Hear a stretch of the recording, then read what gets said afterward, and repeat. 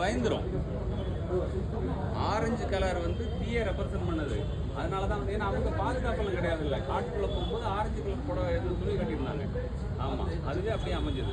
ஆமாம் சார், இங்கே ஒரு கேள்வி சார். சார், திரையரங்குகள் வந்து எத்தனை சார் வந்து உங்களுக்கு கிடைக்குது? அது எப்படி வந்து நாளைக்கு நாளான்னு எப்படி உங்களுக்கு வந்து அது ஸ்ட்ரகிளாக இருக்குது ஒரு ப்ரொடக்ஷனுக்கு? வந்து வெள்ளிக்கிழமை ரிலீஸ் பண்ணோம், மண்டே முடிஞ்சிச்சுங்கிற மாதிரியான படம் கிடையாதுங்க. இது எனக்கு அந்த நம்பிக்கை இருக்கு. கொண்டு போறதுக்கு திரையரங்குக்கு கொண்டு போறதுக்கு என்ன மாதிரி மெனக்கடல்கள் நீங்க எடுக்கிறீங்க? எல்லார்கிட்டையும் பேசிட்டு இருக்கோம், கன்ஃபார்ம் ஆகிட்டு இருக்கு. எல்லா ஊர்லயும் ஆகிட்டு இருக்கு. ஒரு 50-60 ஸ்கிரீன் கிடைக்கலாம். பெரிய விநியோகஸ்தர்கள் மூலியமா நீங்க அணுகுனீங்கன்னா நல்ல திரையரங்குகள் நிறைய காட்சிகள் வந்து வெளியாகிறதுக்கு வாய்ப்பு இல்லை. இது இல்லை அப்படி இப்போ வந்து என்ன அப்படின்னா தனக்கு என்ன கிடைக்குங்கிற காலம் ஆயிடுச்சு. அரசியல்வாதிகள் வந்து அப்படி ஆயிட்டாங்க. அப்புறம் சினிமா வந்து என்ன நினைப்பாங்க, தனக்கு என்ன கிடைக்கும்னு தான் நினைப்பாங்க. இதன் மூலம் புகழ் அடையணும்னு நினைக்கிறவங்க எல்லாம் குறைஞ்சிட்டாங்க, பொருள் ரீதியாக என்ன கிடைக்கும் அப்படின்னு.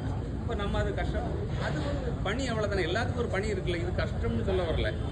அதனால இந்த படம் வந்து அவங்க ஓடிடியில் பார்ப்பாங்க, யூடியூப்ல இருந்து இது ஒரு பதிவாக இருக்கும். காமராஜ் விளையாடி 20 வருஷம் ஆச்சு, இன்னும் பார்த்துட்டு தானே இருக்கீங்க, அப்படி தானே? ஆமாம். ஆனால் இன்னொன்று இதில் வந்து நான் வந்து பணத்தை சம்பாதிச்சு கொண்டு போயிடணும் அப்படிலாம் வந்து நினைக்கிறது கிடையாது. ஒரு வேலை செஞ்சுருக்கோம், அது மக்கள்கிட்ட போய் சேர்ந்தாலே